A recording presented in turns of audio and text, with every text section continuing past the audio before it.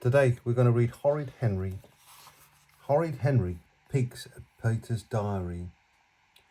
"What are you doing?" demanded Horrid Henry, bursting into Peter's bedroom. "Nothing," said Perfect Peter quickly, slamming his notebook shut. "Yes, you are," said Henry.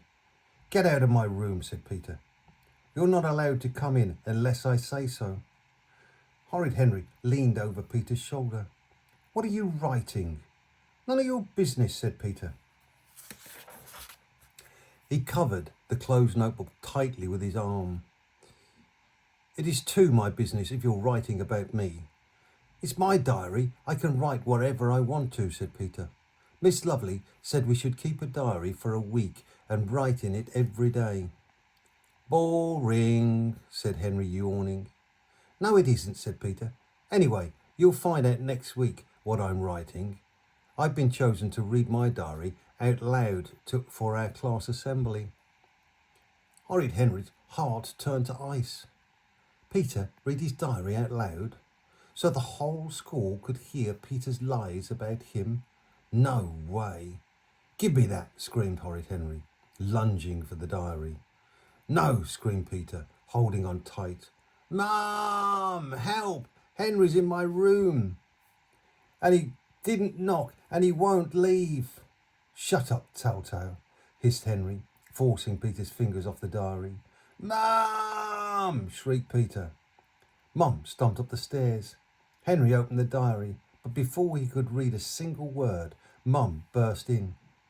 "He snatched my diary and he told me to shut up," wailed Peter. "Henry, stop annoying your brother," said Mum. "I wasn't," said Henry. "Yes, he was," snivelled Peter. "And now you've made him cry," said Mum. "Say sorry." "I was just asking about his homework," protested Henry innocently. "He was trying to read my diary," said Peter. "Henry," said Mum, "don't be horrid. A diary is private. Now leave your brother alone." It was so unfair. Why did Mum always believe Peter? Horrid Henry stalked out of Peter's bedroom. Well, no way was Henry waiting until class assembly to find out what Peter had written. Sneak, sneak, sneak. Horrid Henry checked to the right. Horrid Henry checked to the left. Mum was downstairs working on the computer. Dad was in the garden. Peter was playing at Goody Goody Gordon's house. At last the coast was clear. He'd been trying to get hold of Peter's diary for days. There was no time to lose. Tomorrow was Peter's class assembly. Would he mention Sunday's food fight when Henry had been forced to throw soggy pasta at Peter? Or when Henry had to push Peter off the soft, comfy black chair and pinch him? Or yesterday when Henry banished him from the Purple Hand Club and Peter had run screaming to Mum? A lying, slimy worm like Peter would be sure to make it look like Henry was the villain, when in fact Peter was always to blame. Even worse, what horrid lies had Peter been making up about him? People would read Peter's ravings and think they were true. When Henry was famous, books would be written about him, and someone would find Peter's diary and believe it. When things were written down, they had a horrible way of seeming to be true, even when they were big fat lies. Henry sneaked into Peter's bedroom and shut the door. Now, where was that diary? Henry glanced at Peter's tidy desk. Peter kept it on the second shelf next to his crayons and trophies. The diary was gone. Rats! Peter must have hidden it. That little worm, thought Henry. Why on earth would he hide his diary? And where on earth would that slimy toad hide it? Behind his good as gold certificates, in the laundry basket, underneath his stamp collection. He checked Peter's sock drawer. No diary. He checked Peter's underwear drawer. No diary. He peeked under Peter's pillow and under Peter's bed. Still no diary. Okay, where would I hide a diary, thought Horrid Henry desperately. Easy. I'd put it in a chest and bury it in the garden with a pirate's curse on it. Somehow he doubted Perfect Peter would be so clever. Okay, thought Henry, If I was an ugly toad like him, where would I hide it? The bookcase, of course. What better place to hide a book? Henry strolled over to Peter's bookcase, with all the books arranged neatly in alphabetical order. Aha! What was that sticking out between the happy nappy and the hoppy hippo? Gotcha, thought Horrid Henry, yanking the diary off the shelf. At last he would know what Peter's secrets. He'd make him cross out all the lies if it was the last thing he did. Horrid Henry sat down and began to read. Monday. Today I drew a picture of my teacher, Miss Lovely. Miss Lovely gave me a gold star for reading. That's because I'm the best reader in the class and the best at maths and the best at everything else. Tuesday. Today I said please and thank you 236 times. Wednesday. Today I ate all my vegetables. Thursday. Today I sharpened my pencils and ate all my sprouts and had seconds. Friday. Today I wrote a poem to my mummy. I love my mummy. I came out of her tummy. Her food is yummy. She is so scrummy. I love my mummy. Slowly, Horrid Henry closed Peter's diary. He knew Peter's diary would be bad, but never in his worst nightmares had he imagined anything this bad. Perfect Peter hadn't mentioned him once. Not once. You'd think I didn't even live in this house, thought Henry. He was outraged. How dare Peter not write about him? And then all the stupid things Peter had written. Henry's name would be mud when people heard Peter's diary in assembly and found out what a sad brother he had. Everyone would tease him. Horrid Henry would never live down the shame.